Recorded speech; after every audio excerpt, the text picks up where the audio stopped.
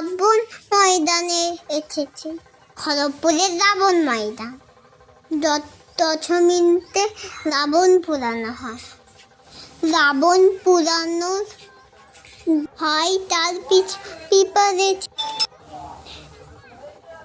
রাবণের আইগুলোতে দেখো লাইট জ্বলছে, লাইট জ্বলিয়ে টেস্ট করা হচ্ছে ঠিক আছে কি নেই। বিজয় দশমীর দিন রাবণ বধ হবে, রাবণ পুড়াবে, রাবণ দহন হবে। এখন লাইট জ্বলেনি, তোমরা খেয়াল করে এক্ষুনি লাইট জ্বলে দেখো কেমন লাগছে, সুন্দর না?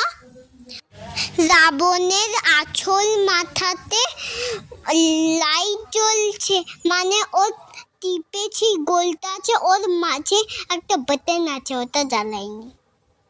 এর মধ্যে বাজি লাগানো হবে, কত বাজি ফুটায়।